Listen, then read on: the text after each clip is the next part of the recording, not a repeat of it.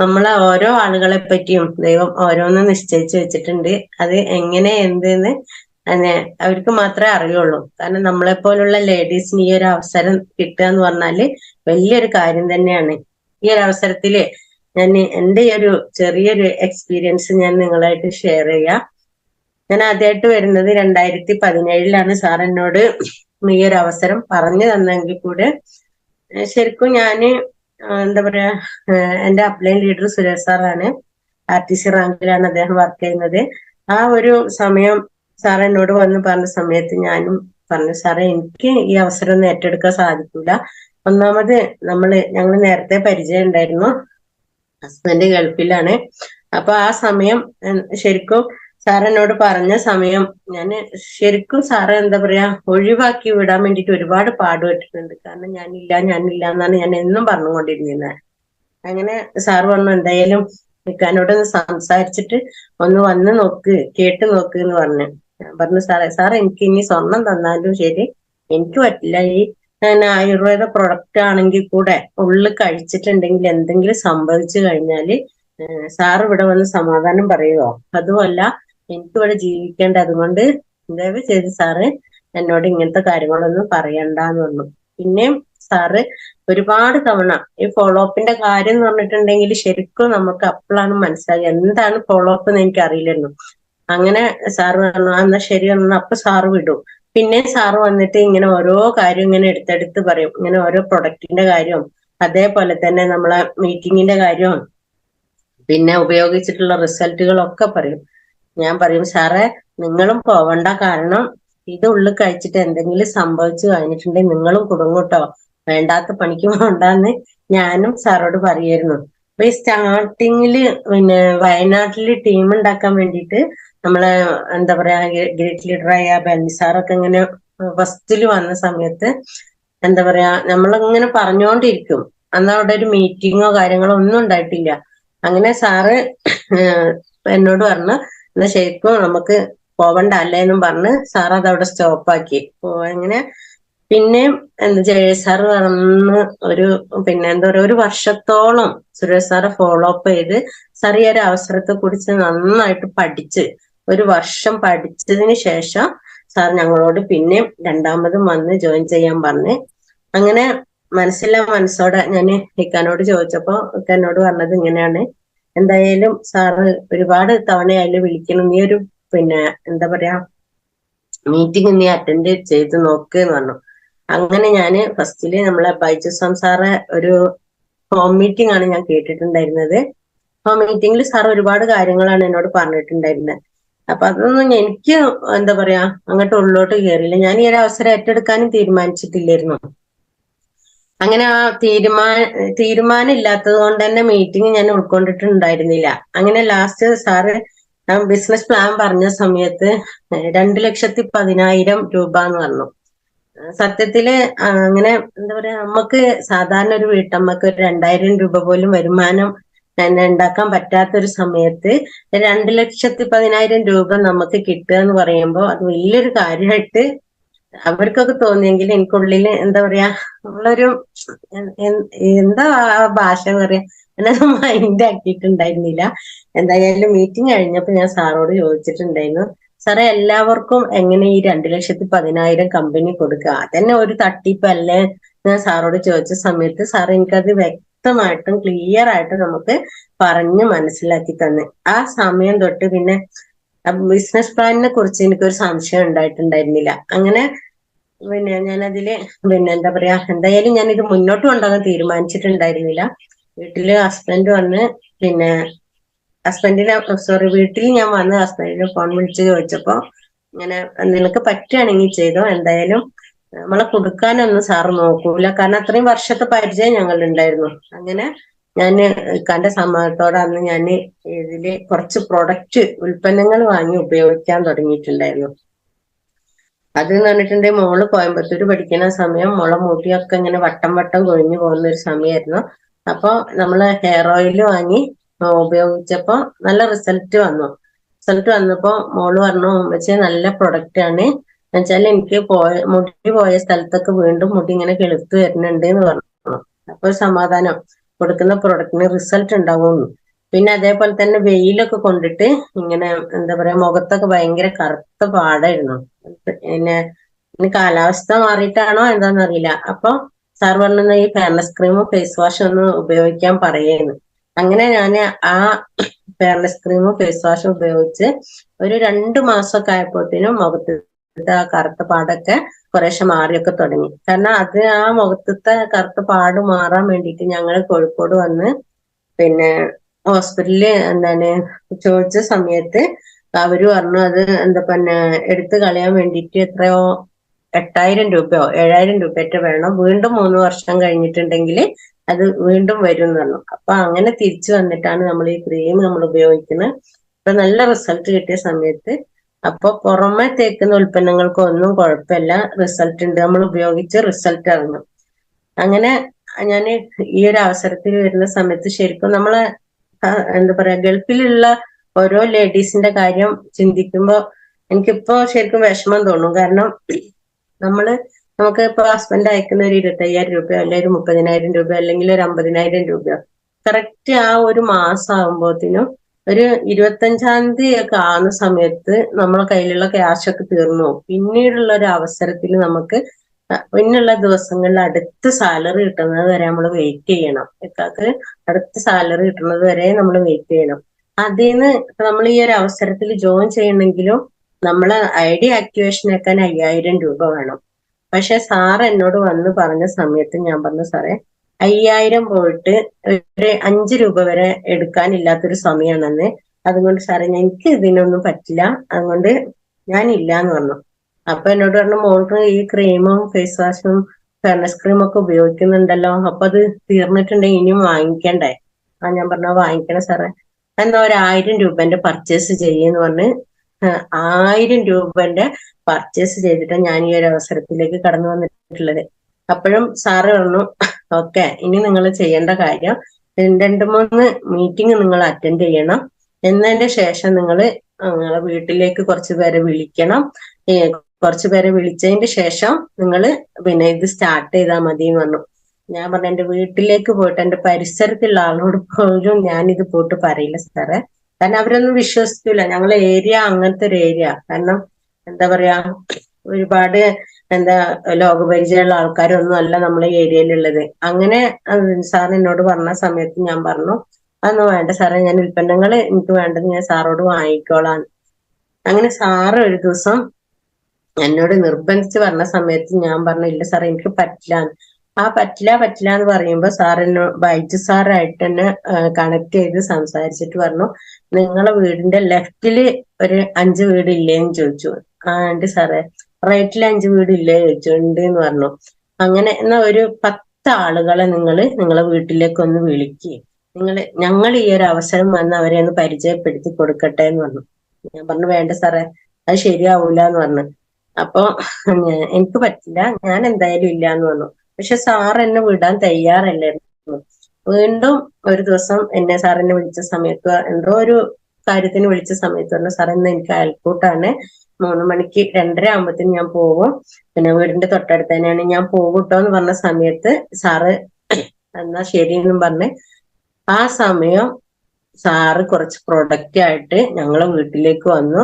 ഞങ്ങൾ വീട്ടിലേക്ക് വന്നപ്പോ ഞാനില്ല അവിടെ, ഞാൻ അയൽക്കൂട്ടത്തിന് പോയതായിരുന്നു. ആ അയൽക്കൂട്ട മീറ്റിങ്ങിലേക്ക് സാറ് ഈ പ്രൊഡക്റ്റ് ആയിട്ട് വന്ന്, അപ്പൊ ഒരുപാട് ആളുകളെ മുമ്പിൽ വെച്ചിട്ട് നമ്മൾ പരിചയമുള്ള ഒരാൾ കയറി വരുമ്പോ നമ്മള് സ്വാഭാവികമായിട്ടില്ലേ അവരോട് കയറി ഇരിക്കാൻ പറയും. അങ്ങനെ ആ ഒരു മീറ്റിങ്ങില് ശരിക്കും ലേഡീസ് ഒരു 10-15 പേരുണ്ടായിരുന്നു. സാറ് മാത്രമായിരുന്നു അന്ന് അതിലൊരു ജെന്റ്സ് ഉണ്ടായിരുന്നെ.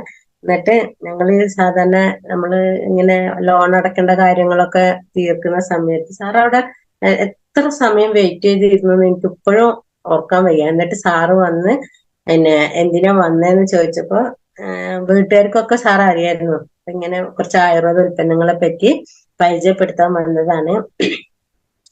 അങ്ങനെ എന്നാ സാറ് പറഞ്ഞോളും പരിചയപ്പെടുത്തിക്കോളി എന്ന് പറഞ്ഞ് അങ്ങനെ സാർ അവിടെ ഇരുന്ന് നമ്മളെ ഉൽപ്പന്നങ്ങളൊക്കെ പരിചയപ്പെടുത്തി. ആ പരിചയപ്പെടുത്തിയ സമയത്ത് ഞാൻ സാറോട് അപ്പൊ ഇങ്ങനെ അടുത്ത് വന്നിട്ട് പറഞ്ഞു, സാറേ ഇവിടെ ഉള്ളിൽ കഴിക്കുന്ന ഒരു പ്രൊഡക്റ്റും കൊടുക്കണ്ട, വല്ല ഫെയർനെസ് ക്രീമോ ഫേസ് വാഷോ തൈലോ അങ്ങനെയൊക്കെ കൊടുത്താൽ മതി. നമ്മളെ നവവേദനന്റെ ജെല്ലൊക്കെ ഉണ്ടല്ലോ, അതൊക്കെ കൊടുത്താൽ മതി, അല്ലാതെ നിങ്ങൾ വേറൊന്നും കൊടുക്കണ്ട കേട്ടോ, എനിക്ക് പേടിയാണെന്ന് പറഞ്ഞു. അപ്പൊ ആയിക്കോട്ടെ എന്ന് പറഞ്ഞു. പക്ഷെ സാറ് ക്ലാസ് എടുത്ത സമയത്ത് നമ്മൾ ലിവഗെയിനെ കുറിച്ച് സംസാരിച്ചിട്ടുണ്ടായിരുന്നു. ആ ലിവഗെയിന് എന്താ പറയാ, നമ്മള് തൊട്ടടുത്ത വീട്ടിലത്തെ ഒരു ആയിഷത്താത്ത പറഞ്ഞ താത്ത വാങ്ങിച്ചിട്ട് പോയി. അതേപോലെ തന്നെ അവിടെ അപ്പുറത്തുള്ള ഒരു താത്തയും വാങ്ങിച്ചിട്ട് പോയി. പക്ഷെ ഞാൻ അവരോട് അപ്പോഴും എനിക്കിത് പറയുന്നുണ്ടായിരുന്നു, നിങ്ങൾ ഇത് കഴിക്കരുത് കേട്ടോന്ന്. പക്ഷെ കഴിക്കരുത് എന്ന് ഞാൻ എങ്ങനെ പറയും? ഈ നമ്മളെ വിശ്വസിച്ച് സാറ് വന്ന്, ഈ സാറാണ് ഇവിടെ പ്രൊഡക്റ്റ് കൊടുക്കുന്നത്. എനിക്ക് സത്യത്തിൽ ഞാനന്ന് ഉറങ്ങിയിട്ടില്ല. കാരണം മീറ്റിംഗ് ഒക്കെ കഴിഞ്ഞ് പോയി, ഇവരും ആ പ്രൊഡക്റ്റും കൊണ്ട് പോയി. പിറ്റേന്ന് നമുക്ക് രാത്രിയാകുമ്പോ നമുക്ക് ഉറക്കല്ല. കാരണം ഇത് ഉള്ളിൽ കഴിച്ചിട്ട് എന്തെങ്കിലും സംഭവിച്ചു കഴിഞ്ഞിട്ടുണ്ടെങ്കിൽ നമ്മളെ തൊട്ട വീടുകളിൽ എങ്ങനെയാണ് നമ്മളത്, എന്താ പറയാ, ആ ഒരു അവസ്ഥ നിങ്ങൾക്ക് പറഞ്ഞാൽ മനസ്സിലാവുമെന്ന് എനിക്കറിയില്ല. എന്തായാലും അന്ന് രാവിലെ ആയി. ആരും ഒന്നും പറയുന്നൊന്നും കേൾക്കുന്നില്ല. പിറ്റേന്ന് ഒരു 11 മണിയായപ്പോ താത്ത ഇങ്ങനെ വരുന്നുണ്ട്. ഞാൻ മുറ്റടിക്കായിരുന്നു. അപ്പൊ ആ സമയം താത്ത എന്നോട് വന്നിട്ട് പറഞ്ഞു, പിന്നെ താത്തനെ കണ്ടപ്പോ തന്നെ എനിക്ക് നെഞ്ച് പടപടാ ഇടിക്കാൻ തുടങ്ങിയിരിക്കുന്നു. കാരണം എന്താണ് ഇവര് പറയാൻ ഉദ്ദേശിക്കണെന്ന് എനിക്കറിയില്ല. അപ്പൊ പിന്നെ വന്നിട്ട് പറഞ്ഞു, എടാ ഇന്നലെ നിങ്ങളെ സാറ് തന്ന പ്രൊഡക്റ്റ് ഉണ്ടല്ലോ, അത് കഴിച്ചിട്ട് എന്ന് പറഞ്ഞപ്പോ തന്നെ നമുക്ക് എന്താ പറയാ, പകുതി ജീവൻ പോക്കിയിട്ടുണ്ടായിരുന്നു. പിന്നെ താത്ത പറഞ്ഞു, അത് കഴിച്ചിട്ട് ഞാൻ ഇന്നലെ നല്ലോണം ഉറങ്ങിട്ടോ, നല്ല സാധനാണെന്ന് പറഞ്ഞു. എനിക്ക് സത്യത്തില് പറഞ്ഞ സമയത്തുണ്ടല്ലോ ഒരു പെരുമഴ പെയ്തതുപോലെ ആയിരുന്നു.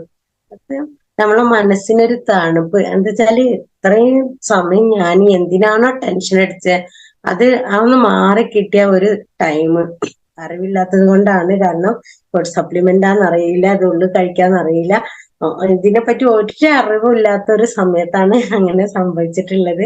ആ താത്ത പറഞ്ഞ് ഞാൻ 10-15 വർഷമായി ഞാൻ ഇങ്ങനെ ഈ ഒരു ഗ്യാസിന്റെ പ്രശ്നമായിട്ട് എനിക്ക് കിടന്നിട്ടുണ്ടെങ്കിൽ ശ്വാസം മുട്ടും, ഇരിക്കാൻ പറ്റില്ല, അങ്ങനെ നടക്കലും ഇരിക്കലും ഒക്കെ ആയിട്ടാണ് നേരം വെളുപ്പിക്കുക. പക്ഷെ എന്നാലും എനിക്ക് അസ്വസ്ഥത ഒന്നും ഉണ്ടായിട്ടില്ല. എന്തായാലും നല്ല പ്രൊഡക്റ്റ് ആണ്, ഞാനത് ഉപയോഗിക്കുന്നുണ്ട് എന്ന് പറഞ്ഞു. അന്ന് തൊട്ടിട്ടാണ് ഈ ഒരു മൈ ലൈഫില് പ്രൊഡക്റ്റ് പറഞ്ഞ സംഭവം ഞാൻ എന്താ പറയാ ഏറ്റെടുക്കാനും, അതേപോലെ തന്നെ അത് മറ്റു പല ആളുകളിലേക്ക് വന്ന് ഷെയർ ചെയ്യാനും എനിക്കത് സാധിച്ചത്. കാരണം നമുക്ക് ഒരു കാര്യത്തെ പറ്റി നമ്മൾ നന്നായി പഠിച്ചിട്ടില്ലെങ്കിൽ അത് മറ്റൊരാളോട് നമുക്ക് ഷെയർ ചെയ്യാൻ പറ്റില്ല. അപ്പൊ എന്റെ ഒരു ചെറിയൊരു അനുഭവമാണ് ഞാൻ നിങ്ങളായിട്ട് ഷെയർ ചെയ്തത്. കാരണം നമ്മൾ ഈ ഒരു അവസരത്തിൽ വരുന്ന സമയത്ത്, ഇന്നലെ വരെ അടുക്കളയിൽ പാത്രം കഴുകുന്ന ആളുകള് നാളെ ഇങ്ങനെ ഒരു പുറമേക്കുള്ള ഒരു അവസരത്തിലേക്ക് വരുമ്പോ മറ്റുള്ള ആളുകൾ പറയുന്നതിന് ഓൾ വലിയ ഡോക്ടർ, അങ്ങനെ അങ്ങനെ ഒരുപാട് ഞാൻ കേട്ടിട്ടുണ്ട്. അപ്പൊ ഇങ്ങനത്തെ ഇത് പഠിക്കാൻ ഞാൻ അപ്പൊ തയ്യാറായി. കാരണം ഈ അവസരത്തിൽ ഇങ്ങനെ ഇത്താക്ക് നല്ല റിസൾട്ട് കിട്ടി, മോൾക്കും നല്ല റിസൾട്ട് കിട്ടി, പിന്നെ എനിക്ക് എന്തുകൊണ്ട് ചെയ്തുകൂടാ? അപ്പൊ ശരിക്കും ഞാൻ അന്നൊന്നും എന്താ പറയാ പ്രൊഡക്റ്റിനെ പറ്റിയിട്ടുള്ള റിസൾട്ടുകളോ കാര്യങ്ങളോ ഒന്നും പഠിക്കാൻ ഞാൻ തയ്യാറായിട്ടില്ല. പിന്നീടുള്ള പോകുന്ന ആ ഒരു ദിവസങ്ങളിലൊക്കെ ഓരോ റിസൾട്ടിനെ പറ്റി ഞാൻ പോകുന്ന സമയത്ത് മീറ്റിങ്ങിലൊക്കെ ഇങ്ങനെ കേട്ട് അത് മറ്റുള്ള ആൾക്കാരായിട്ടൊക്കെ ഷെയർ ചെയ്യാൻ തുടങ്ങി. അങ്ങനെ വീണ്ടും സാർ ഒരു പ്രോഗ്രാമിൽ ഞങ്ങളെ ഇങ്ങനെ വെച്ചിട്ടുള്ള ഒരു പ്രോഗ്രാമിൽ സാർ വന്നു. അത് സാർ കൊണ്ടുവന്നത് 30,000 രൂപന്റെ പ്രൊഡക്റ്റ് ആയിരുന്നു. അത് 35 ആളുകൾ ആ ഒരു പ്രോഗ്രാമിൽ ഉണ്ടായിരുന്നു. അന്ന് എനിക്ക് അവിടെ സാറ് നമ്മളെ മീറ്റിംഗ് നമ്മളെ പ്രൊഡക്റ്റിനെ പറ്റിയിട്ടുള്ള ആ വിശദീകരണമൊക്കെ കഴിഞ്ഞ ശേഷം 18,000 രൂപന്റെ പ്രൊഡക്റ്റ് അന്ന് അവിടെ നിന്ന് ചെലവാക്കാൻ ഞങ്ങൾക്ക് സാധിച്ചു. എന്നുവെച്ചാല് സ്പോട്ട് തന്നെ. കാരണം ചെറിയ ചെറിയ സാധനങ്ങളാണ്, തൈലം, കഫ്നെല്ല്, അതുപോലെ തന്നെ ലിവഗൈൻ, ഇങ്ങനെയുള്ള ഒരുപാട് സാധനങ്ങൾ സാർ കൊണ്ടുവന്നിട്ടുണ്ടായിരുന്നു. വണ്ടിയിലാണ് സാർ വന്നിട്ടുണ്ടായിരുന്നത്. അതെല്ലാം അവിടെ നിന്ന് ചെലവായി. ആ 18,000 രൂപന്റെ ശരിക്കും MRP റേറ്റിന് തന്നെയാണ് അവർ വാങ്ങിച്ചിട്ട് പോയി. അന്ന് എനിക്ക് എന്താ പറയാ ശരിക്കും ഒരു 5,000 രൂപന്റെ അടുത്ത് എനിക്ക് സാറിന്റെ കയ്യിൽ തന്നിട്ടാണ് പോയിട്ടുണ്ടായിരുന്നത്. കാരണം അത് അവിടെ ചെലവാക്കിയ സമയത്ത് അതിൽ നിന്ന് കിട്ടിയ ആ ഒരു വരുമാനം എന്റെ കയ്യിൽ തന്നപ്പോ എനിക്ക് ഭയങ്കര സന്തോഷമായി. കാരണം നമ്മൾ ഇതുവരെ ജോലിയൊന്നും ചെയ്യാതിരിക്കുന്ന സമയത്ത് നമുക്ക് ഇങ്ങനെ ഒരു വരുമാനം കിട്ടുക എന്ന് പറയുമ്പോൾ ശരിക്കും ഈ ഒരു അവസരം ഞാൻ ഏറ്റെടുത്തത്. ഞാൻ ചിന്തിച്ചു, ഈ ഒരു അവസരം ഏറ്റെടുത്തിട്ടുണ്ടെങ്കിൽ എന്റെ ഹസ്ബൻഡിനൊരു ചെറിയൊരു കൈത്താങ്ങാവും. കാരണം ഞങ്ങൾക്ക് 2 പെൺകുട്ടികളാണ്.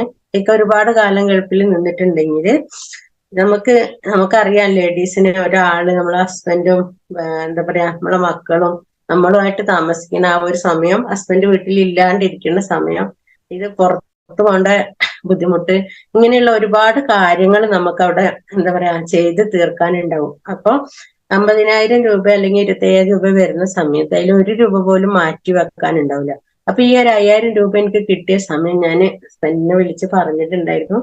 അപ്പൊ എന്നോട് ഒക്കെ പറഞ്ഞു, നിനക്ക് ചെയ്യണം താല്പര്യമാണോ, നിനക്ക് ചെയ്യാൻ പറ്റുമോ എന്നുണ്ടെങ്കിൽ നീ ചെയ്തോ, പക്ഷെ ഫീൽഡിലേക്ക് ഇറങ്ങുമ്പോ ശ്രദ്ധിക്കണം, ഒരുപാട് ആളുകള് നിങ്ങള് ഒരുപാട് ആളുകൾ നിങ്ങൾ ഫേസ് ചെയ്യേണ്ടി വരും.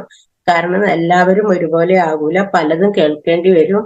ഇങ്ങനെ ഒരുപാട് കാര്യങ്ങൾ എന്നോട് പറഞ്ഞു തന്നിട്ടുണ്ടായിരുന്നു. അപ്പൊ എന്തായാലും ഇക്കാക്ക് സമ്മതമാണെന്ന് പറഞ്ഞപ്പോ പിന്നെ ഞാൻ തിരിഞ്ഞു നോക്കിയിട്ടില്ല. കാരണം നമുക്ക് വീട്ടിൽ നിന്നുള്ള സപ്പോർട്ട്, ഇപ്പൊ അർഷത്തുമായിട്ട് അങ്ങനെ പറയുന്നുണ്ടായിരുന്നു അല്ലെ, ഹസ്ബൻഡ് സമ്മതിച്ചിട്ടുണ്ടെങ്കിൽ RTPക്ക് പങ്കെടുക്കായിരുന്നു എന്ന്. അപ്പൊ നമ്മുടെ ഉള്ളിൽ ആഗ്രഹം ഉണ്ടെങ്കിലും നമ്മളെ ചുറ്റും നമ്മൾ ആരൊക്കെയോ പുറകോട്ട് വലിക്കുന്നുണ്ട്. ആ വലിക്കുന്ന സമയം നമുക്കുണ്ടാകുന്ന ആ ഒരു വിഷമം നമുക്ക് പുറത്തു പോകാൻ പറ്റില്ല.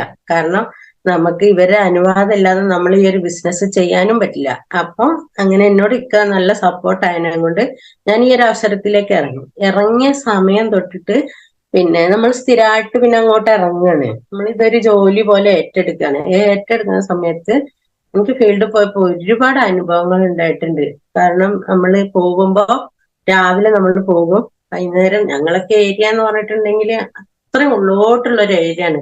ബസ്സുകൾ കുറവാണ്. കാരണം നമുക്ക് പിന്നെ 1 മണിക്കൂറൊക്കെ വിട്ടല്ലേ, 1.5 മണിക്കൂറൊക്കെ വിട്ടിട്ടാണ് ബസ് കിട്ടണമെങ്കിൽ തന്നെ 2 കിലോമീറ്റർ നടക്കണം.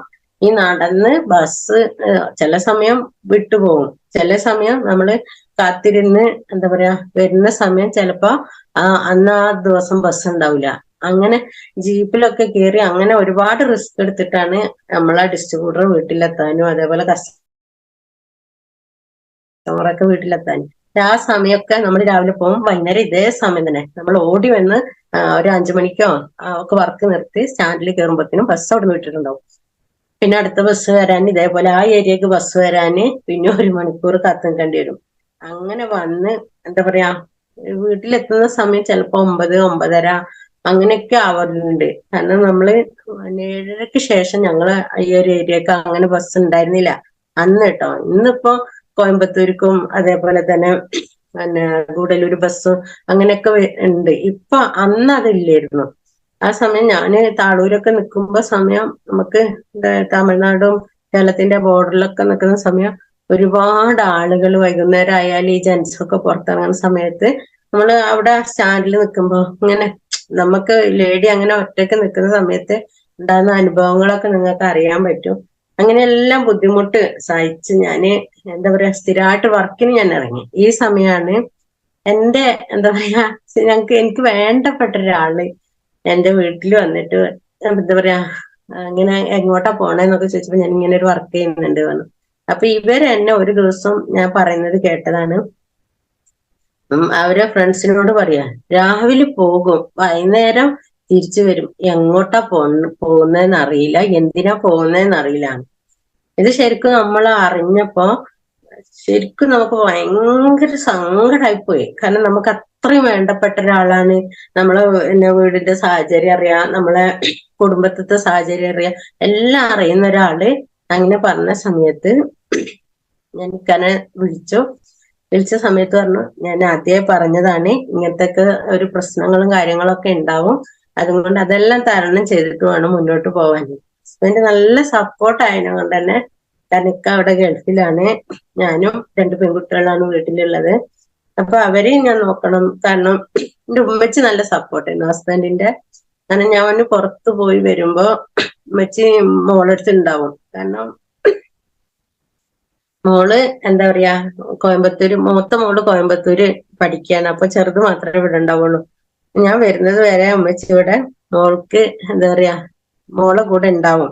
ഞാൻ വന്നതിന് ശേഷം മാത്രമാണ് ഇവിടുന്ന് പോവുക. തറവാട് തൊട്ടടുത്തായതിനെ കൊണ്ട് ഉമ്മച്ചി അവിടെയാണ് നിൽക്കല്. അങ്ങനെ ഞാനിത് പറഞ്ഞ സമയത്തേക്ക് എന്നോട് പറഞ്ഞു, നീ ഒരു കാര്യം ചെയ്യേ, അവന് നീ എങ്ങോട്ടാ പോണേന്ന് അറിയണല്ലോ, നീ രാവിലെ ഡ്രസ്സ് മാറിയിട്ട് എന്റെ വീട്ടിലേക്ക് പോയിട്ട് അവനോട് പറയേ, ഞാൻ എങ്ങോട്ടാ പോകണ്ടെന്നല്ലേ നിങ്ങൾക്ക് അറിയണ്ടേ.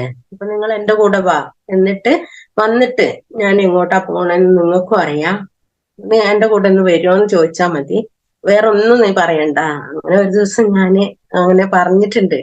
കാരണം എനിക്കിങ്ങനെ ഒരു സ്ഥലം വരെ പോവാനുണ്ട്, എന്റെ കൂടെ ഒന്ന് വരുമോന്ന് ഞാൻ ചോദിച്ചിട്ടുണ്ട്. അപ്പോഴാണ് ഞാൻ ചോദിച്ചതിന്റെ ആ ഒരു ഇത് അവർക്ക് മനസ്സിലായത്. എന്നെ ഇക്ക ഇവിടെ വന്ന സമയത്തും അത് അവരോട് ചോദിച്ച് അവരെ ആ കാര്യങ്ങളൊക്കെ ക്ലിയർ ആക്കി കൊടുത്തിട്ടുണ്ടായിരുന്നു. ഇന്നും ഞാൻ വർക്കിന് പോകുന്നുണ്ട്. ഈ ചില സമയത്ത് 10 മണി നമുക്ക് ബസ് കിട്ടാതെ നമ്മള് കോഴിക്കോടും തൃശ്ശൂരും ഒക്കെ പോയി വരുന്ന സമയത്ത് 11, 12, 1 മണിയൊക്കെ ആവാറുണ്ട്. ഇപ്പൊ എന്നോട് ആരും ചോദിക്കാറില്ല എങ്ങോട്ടാ പോണേ എങ്ങോട്ടാ വരുന്നേന്ന്. അപ്പൊ നമ്മള് പോകുന്ന വഴി നമ്മൾ കറക്റ്റ് ആണെങ്കിൽ, നമ്മൾ ചെയ്യുന്ന കാര്യം കറക്റ്റ് ആണെങ്കിൽ നമുക്ക് ആരെയും പേടിക്കേണ്ട ആവശ്യമല്ല. കാരണം ഒരു ലേഡീസ് ആയ ആളുകൾക്ക് എന്താ പറയാ, നമുക്ക് പുറത്തിറങ്ങുമ്പോൾ ഉണ്ടാകുന്ന ഒരു അനുഭവമാണ് ഞാൻ നിങ്ങളായിട്ട് ഷെയർ ചെയ്തിട്ടുള്ളത്. അപ്പൊ ഇതുപോലുള്ള ഒരുപാട് അനുഭവങ്ങൾ നമുക്ക് ഉണ്ടാകും. ഇപ്പൊ ട്രെയിനിങ്ങിന്റെ കാര്യമൊക്കെ പറയുകയാണെങ്കിൽ ഇന്നും ഞാൻ ഓർക്കുന്നുണ്ട്. ഒരു ATC ടച്ചിങ് ആയ സമയത്ത് DTCന്റെ കമ്പനി മീറ്റിംഗ് വന്ന്, കമ്പനി മീറ്റിംഗിലേക്ക് എനിക്ക് പോകണം. പക്ഷെ അന്നൊക്കെ ഇവിടെ ഉണ്ട്. അപ്പൊ 5 മണിക്ക് 5:30 എനിക്ക് ഇവിടുന്ന് പോയാലാണ് നമ്മളെ കോഴിക്കോട് ബസ് നമുക്ക് കിട്ടുള്ളൂ. 6 മണിക്കാണ് ബസ് ഉള്ളത്.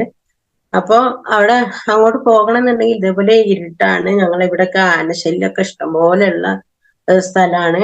ഞങ്ങള് പിന്നെ എന്താ പറയാ, ഒരു 5:30 സമയത്ത് ഞങ്ങള് സ്കൂട്ടിക്ക് പോകുന്ന സമയത്ത് കേരളത്തിൽ നിന്ന് അല്ല, തമിഴ്നാട്ടിൽ നിന്ന് കേരളത്തിൽ കടക്കണമെങ്കിൽ ഒരു എന്താ പറയാ 3 അടി വീതിയുള്ള ഒരു പാലുണ്ട്. കൂടെ ബൈക്കിൽ രാത്രി പോകുന്ന റിസ്ക്കാണ്. അപ്പൊ ഞങ്ങൾ പകുതി വരെ പോകും.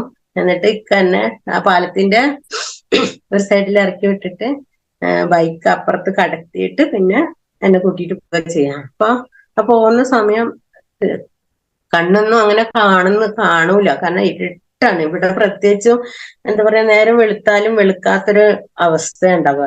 ആ സമയം എന്താ പറയാ, ഞങ്ങൾ ആ സ്കൂട്ടിയിൽ കയറാൻ വേണ്ടി പോയി. ഇക്കനോട് പറഞ്ഞു പിടിച്ചിരുന്നോന്ന് പറഞ്ഞു. കാരണം 6 മണിയാകുമ്പോഴത്തേനും ബസ് പോകും. ഞങ്ങൾ ഇവിടുന്ന് പോകുമ്പോ തന്നെ കുറച്ച് ലേറ്റ് ആയിട്ടുണ്ട്. ഞാൻ ആ സ്കൂട്ടിയിൽ കയറുമ്പോ ഇക്ക എന്നോട് പറഞ്ഞു നന്നായിട്ട് ഇരുന്നോട്ടോ എന്ന് പറഞ്ഞു. ആ ഓക്കെ എന്ന് പറഞ്ഞു. ഞങ്ങൾ പോകുമ്പോ അപ്പം ശരിക്കും അങ്ങോട്ട് ക്ലിയർ അല്ല, മഞ്ഞ് മൂടിയിട്ട് സ്കൂട്ടിക്ക് പോകാൻ പറ്റുന്നില്ല. അപ്പൊ സ്കൂട്ടി ഇങ്ങനെ എടുത്ത സമയത്ത് ശരിക്കും കാട്ടുകൂടെയാണ് ആ സ്കൂട്ടി അങ്ങോട്ട് കയറിപ്പോയെ. ഒരു സൈഡിൽ പുഴയും എന്താ പറയാ, റോഡ് കാണുന്നില്ല. അങ്ങനെ പോകുന്ന സമയത്ത് ഒരു സ്ഥലത്ത് വന്നപ്പോ ഭയങ്കര സ്പീഡിൽ അങ്ങോട്ട് വിട്ടു. പിന്നെ സ്കൂട്ടി വിട്ട സമയത്ത് ഞാൻ ഒന്നും ചോദിച്ചില്ല, കാരണം എനിക്കും നേരം വൈകിട്ടുണ്ട്, എങ്ങനെയെങ്കിലും അവിടെ എത്തണം. പിന്നെ അവിടുന്ന് പോയി എനിക്ക് ബസ്സൊക്കെ കിട്ടി. ഞാൻ മീറ്റിംഗ് കഴിഞ്ഞ് തിരിച്ചു വന്നിട്ട് ഞാൻ ഇക്കാനോട് ചോദിച്ചപ്പോ എന്നോട് പറയാം അവിടെ ആന ഉണ്ടായിരുന്നു എന്ന് തോന്നുന്നേന്ന്. സത്യം പറഞ്ഞിട്ടുണ്ടെങ്കിൽ അന്ന് ആന അവിടെ ഉണ്ട് എന്നുള്ള ചെറിയൊരു സൂചന എനിക്ക് കിട്ടിയിട്ടുണ്ടെങ്കിൽ ഞാൻ ആ മീറ്റിങ്ങിന് വരില്ലായിരുന്നു. കാരണം നമ്മൾ തിരിച്ചു പോയിരുന്നു. ഇക്ക എന്നോട് ഒന്നും പറഞ്ഞില്ല, സ്കൂട്ടി കൊണ്ടുപോയി തിരിച്ച് ഇക്ക വേറെ വഴിയിലൂടെയാണ് വീട്ടിലേക്ക് വന്നത്. അപ്പൊ ഇങ്ങനത്തെ ഒക്കെ ഒരുപാട് അനുഭവങ്ങള്. അതേപോലെ തന്നെ പ്രൊഡക്റ്റ് എടുക്കുന്ന ആ ഒരു കാര്യം നമ്മൾ ചിന്തിക്കാനേ പറ്റില്ല. കാരണം ഞാൻ പറഞ്ഞല്ലോ, ഞങ്ങളെ വീട് ഒരു ഉള്ള ഏരിയയാണ്. ഇങ്ങോട്ടേക്ക് അങ്ങനെ എന്താ വണ്ടിയും കാര്യങ്ങളൊന്നും ഇല്ല.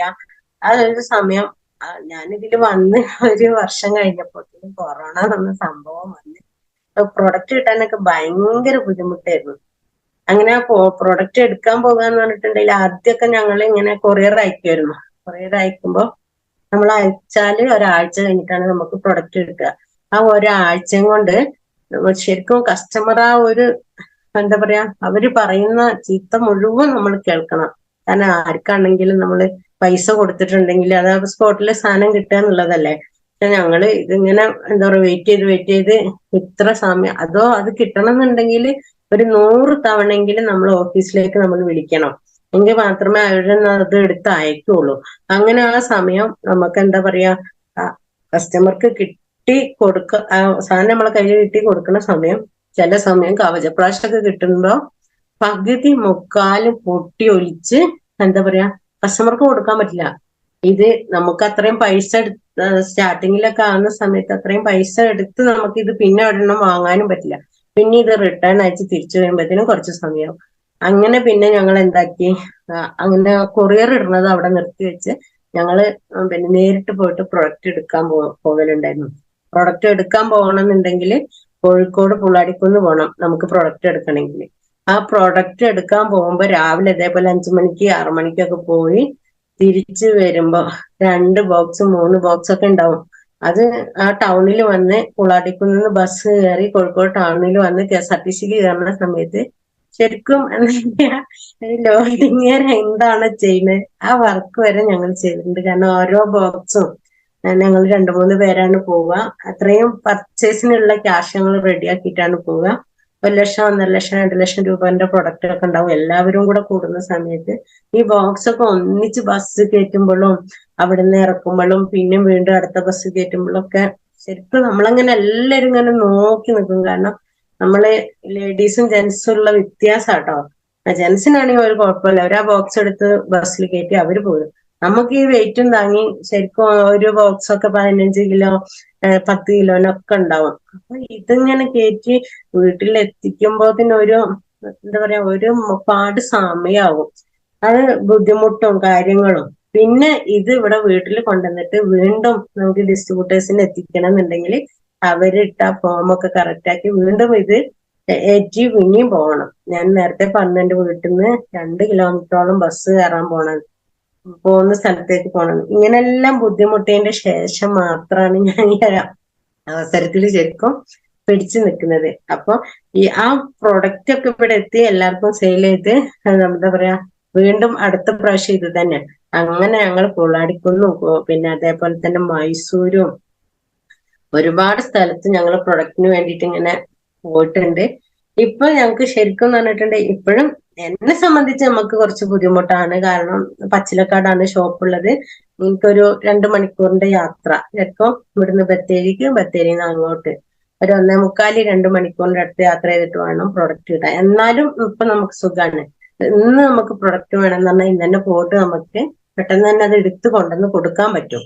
അപ്പൊ അങ്ങനെ ഇപ്പൊ അതും അല്ല, നമ്മളിപ്പോ ഓരോ ഡിസ്ട്രിബ്യൂട്ടേഴ്സിന്റെ കയ്യിലാണെങ്കിലും മിനിമം ഒരു 10,000 20,000 25,000 രൂപന്റെ ചെറിയ സ്റ്റോക്ക് ഉള്ളത് കൊണ്ട് തന്നെ ചോദിക്കുന്ന സ്പോട്ടിൽ നമുക്ക് അത് എത്തിക്കാനും സാധിക്കുന്നുണ്ട്. ഒരുപാട് മാറ്റങ്ങൾ ഈ ഒരു അവസരത്തിൽ വന്നിട്ടുണ്ട്. അപ്പൊ നമ്മളും ഈ ഒരു അവസരം കൊണ്ട് എന്താ പറയാ നന്നായിട്ട് ഏറ്റെടുക്കുകയാണെങ്കിൽ അത് നമുക്ക് നന്നായിട്ട് വിജയിപ്പിക്കാൻ പറ്റും. ഇപ്പൊ നിങ്ങൾക്ക് ഇപ്പൊ നമ്മളെ ഈ ഒരു ടീമിലുള്ള ആളുകൾ എന്ന് പറയുന്ന സമയത്ത് ഒരുപാട് അല്ലെ നമുക്ക് PUC ഒക്കെ അടുത്തടുത്തുണ്ട്. അതേപോലെ തന്നെ നമ്മളെ ലീഡേഴ്സിന്റെ കയ്യിൽ ഒരുപാട് സ്റ്റോക്ക് ഉണ്ട്. നമുക്ക് എന്താണ് ആവശ്യം അപ്പൊ തന്നെ ആ സ്പോട്ടിൽ നമുക്ക് എത്തിച്ചു കൊടുക്കാൻ പറ്റും. ഇങ്ങനെയുള്ള ഒരുപാട് എന്താ അവസരങ്ങൾ നമ്മുടെ മുന്നിൽ വന്നു. മാറ്റങ്ങൾ ഒരുപാട് ഉണ്ടായിട്ടുണ്ട്. അതേപോലെ തന്നെ ഈ ഒരു അവസരത്തിൽ വന്നിട്ട് എനിക്ക് ഹസ്ബൻഡിനെ നന്നായിട്ട് ഹെൽപ്പ് ചെയ്യാൻ സാധിച്ചു.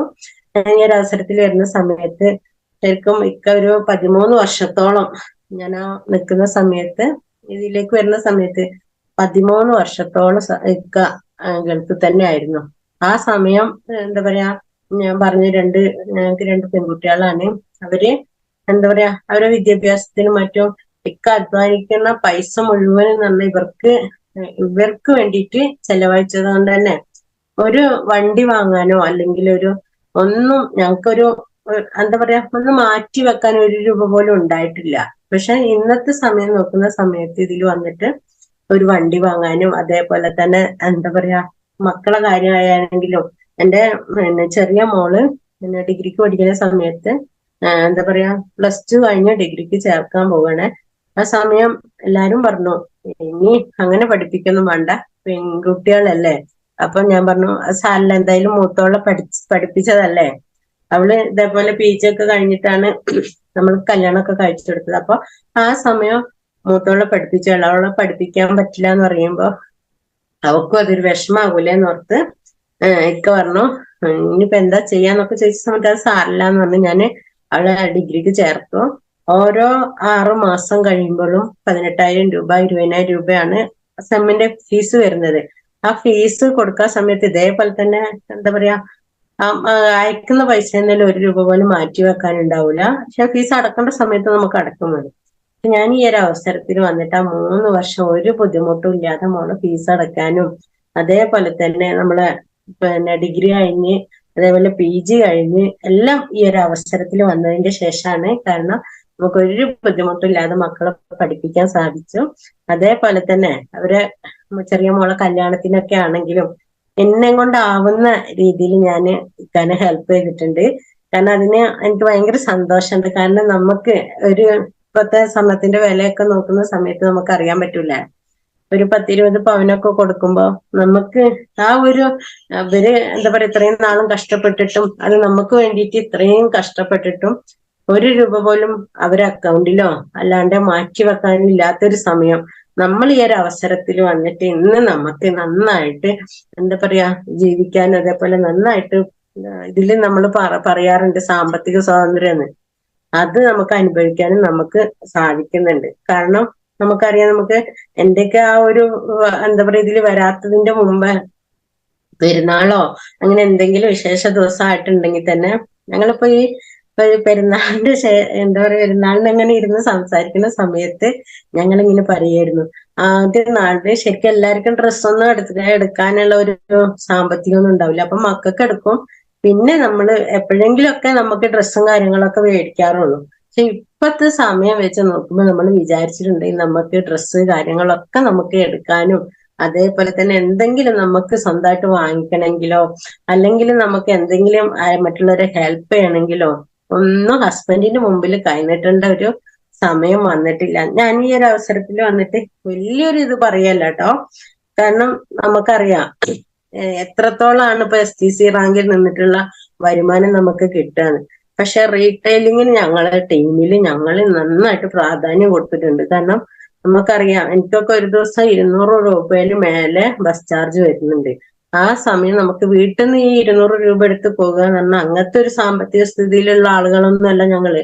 വീട്ടിലത്തെ വരുമാനം എന്ന് പറയുന്നത് എന്താ പറയാ ഈ ഒരു വരുമാനം മാത്രമാണ് ഞങ്ങൾക്ക് ഇപ്പൊ ഉണ്ടായിരുന്നത്. അങ്ങനെയൊക്കെ ശരിക്കും പറഞ്ഞാൽ ഗൾഫൊക്കെ നിർത്തി സ്വദേശവൽക്കരണം തുടങ്ങിയ സമയത്ത് അവരൊക്കെ അങ്ങോട്ട് വന്ന് പിന്നെ നമ്മളെ കൂടെ ഏറ്റെടുത്ത് ഞാൻ ആദ്യം ഒരു ഐഡിയ അടിച്ചിട്ടുണ്ടായിരുന്നു. നമ്മുടെ ആദ്യം പറയാറുണ്ടല്ലേ നമ്മളെ നമുക്ക് വേണ്ടപ്പെട്ട ആളുകളെ ഐഡികളൊക്കെ ക്രിയേറ്റ് ചെയ്തതിന്റെ ശേഷം മാത്രം പുറത്തുനിന്ന് ആളുകളെ നിങ്ങൾ അതിൽ ജോയിൻ ചെയ്യിപ്പിച്ചിട്ടുണ്ടെങ്കിൽ നന്നായിരിക്കും എന്ന് പറയുന്ന സമയത്ത് ഞാനും വെറുതെ ഒരു ഐഡിയ അവിടെ അടിച്ചിട്ടുണ്ടായിരുന്നു.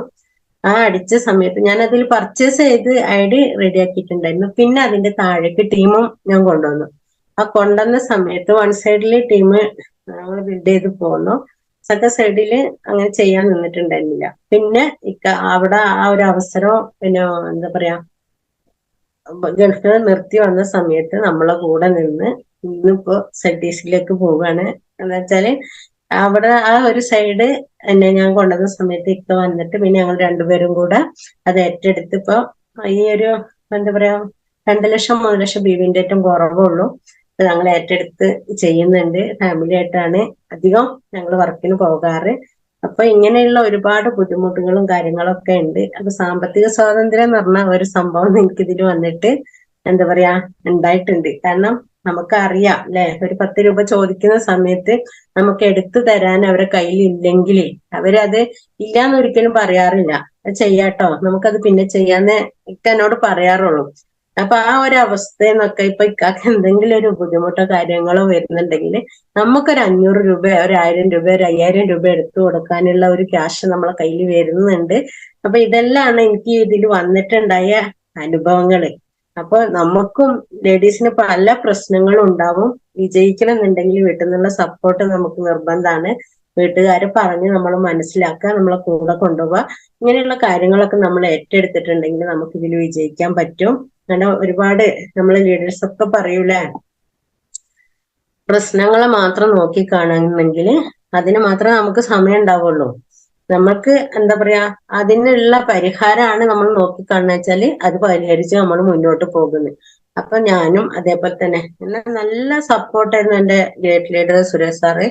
എന്നുവെച്ചാല് ZDC എന്ന് പറയുന്ന ആ റാങ്ക് എത്തുന്നത് വരെ, പിന്നെ STC ഒക്കെ ആയപ്പത്തിന് സാറ് നമ്മളോട് സ്വന്തമായിട്ട് ഏറ്റെടുക്കാൻ പറഞ്ഞ്. അങ്ങനെ ഇപ്പൊ നമ്മള് വെച്ചാല് സാറ് സപ്പോർട്ട് ഇല്ലാന്നല്ല, നമ്മള് ലീഡേഴ്സിന്റെ സപ്പോർട്ട് ഇല്ലാന്നല്ല, നന്നായിട്ട് സപ്പോർട്ട് ഉണ്ട്. പക്ഷെ നമ്മൾ സ്വന്തമായിട്ട് ഏറ്റെടുക്കാൻ തുടങ്ങിയ സമയമാണ് ഒരു ലീഡറായിട്ട് മാറാനും. അതേപോലെ ഇപ്പൊ ഞാൻ നിങ്ങളെ മുമ്പിൽ നിന്നിട്ട് 2 വാക്ക് പറയുന്നുണ്ടല്ലേ, ഞാൻ ഈ പറയണമെന്നുണ്ടെങ്കിൽ എന്റെ ലീഡർ അത്രമാത്രം എഫേർട്ട് ഇട്ടിട്ടുണ്ട് എന്നെ ഇങ്ങനെ ഒരു 2 വാക്ക് സംസാരിക്കാൻ വേണ്ടിയിട്ട്. അതെന്ന് വെച്ചാല് ഒരു ദിവസം ഞാനിങ്ങനെ എന്നോട് പറയും പ്ലാൻ എടുക്കണം, GTS എടുക്കണം, അങ്ങനെ എടുക്കണം. ഞാൻ പറഞ്ഞു സാറേ ഇതിനൊന്നും എനിക്ക് പറ്റൂല, ഞാൻ വേണമെങ്കിൽ ഫീൽഡിൽ പോയിട്ട് ഇതേപോലെ ആളുകളോട് കാര്യങ്ങളൊക്കെ പറഞ്ഞ് മനസ്സിലാക്കിയ ഒരു ടീം ഉണ്ടാക്കാനല്ലേ, അത് നമുക്ക് വരുമാനം കിട്ടാൻ. സാറ് സമ്മതിക്കില്ലായിരുന്നു.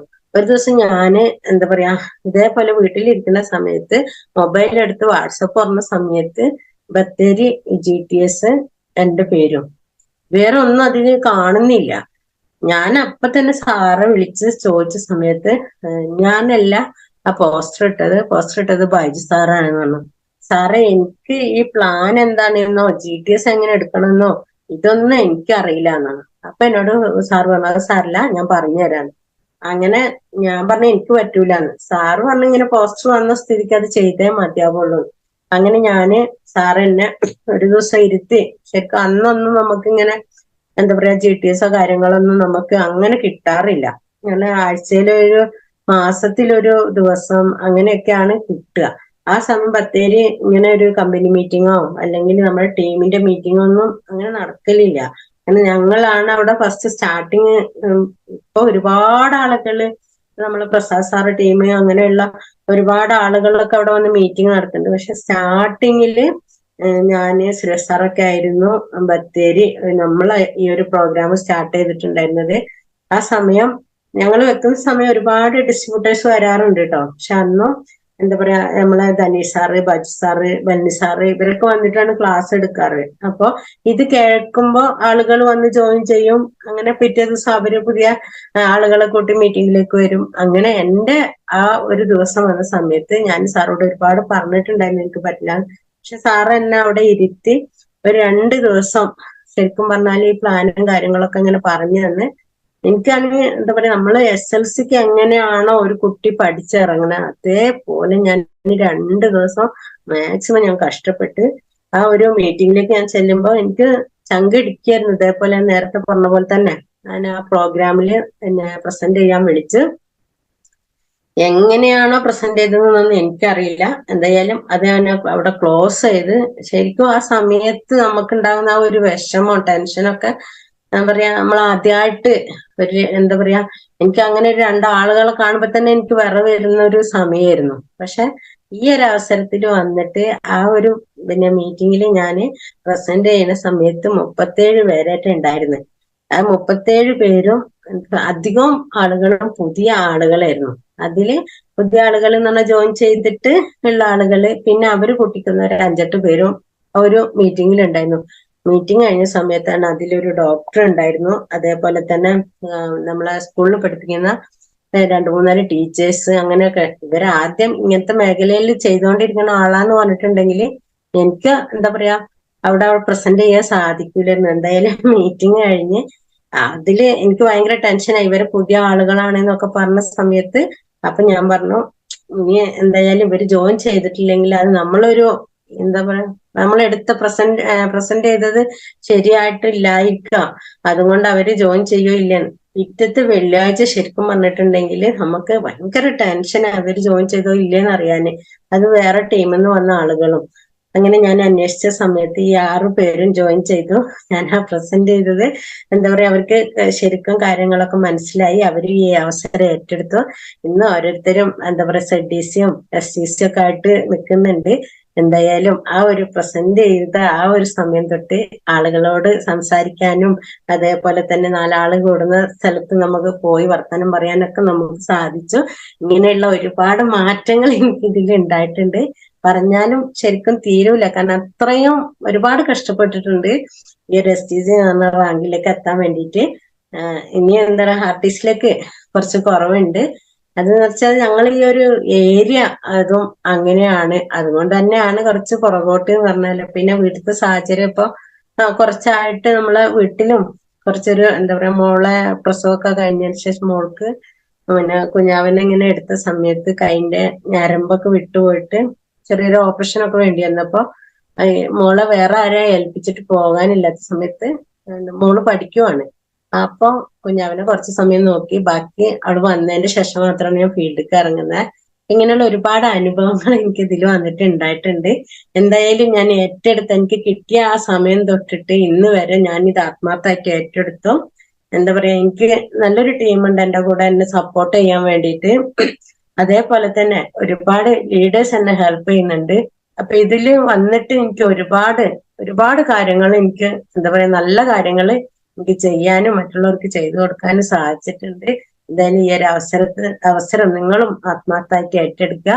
നല്ല നല്ല വരുമാനങ്ങളും നമ്മൾ അപ്ലൈനെ വിശ്വസിക്കുക എന്നുള്ള ഒരു കാര്യം മാത്രമാണ് നമ്മൾ ചെയ്യേണ്ടത്. സാർ എന്താണോ പറയുന്നത് അത് നമ്മൾ ഏറ്റെടുക്കുക. ചെയ്യണമെന്ന് പറഞ്ഞാൽ പിന്നെ അവിടുന്ന് എന്തിനാ സാറേ ഞാൻ ചെയ്യണമെന്ന് തിരിച്ച് ചോദിക്കാതെ ചെയ്തോളാം സാറേ എന്ന് പറഞ്ഞ് അത് ഏറ്റെടുക്കുക. നമുക്ക് നല്ലത് വരാത്ത ഒന്നും അപ്ലൈന് നമ്മളോട് പറയാറില്ല. അതുകൊണ്ട് തന്നെ അത് ഏറ്റെടുക്കുക. എന്തായാലും നമ്മളെ കമ്പനി നല്ലതാണ്, പ്രൊഡക്റ്റ് നല്ലതാണ്, പ്ലാന് നല്ലതാണ്, നമ്മളെ ലീഡേഴ്സും നല്ലതാണ്. ഇനി നമ്മൾ മാത്രം ഒന്ന് ഏറ്റെടുക്കേണ്ട ഒരു അവസരമുള്ളൂ. അതുകൊണ്ട് എന്തായാലും എല്ലാവരും ഏറ്റെടുക്കുക, നന്നായി പ്രവർത്തിക്കുക. എല്ലാവർക്കും വലിയ വിജയങ്ങൾ ഉണ്ടാവട്ടെ എന്ന് പ്രാർത്ഥിച്ചുകൊണ്ട് ഞാൻ എന്റെ ഈ ഒരു അവസരത്തിന് വിടവാങ്ങുന്നു.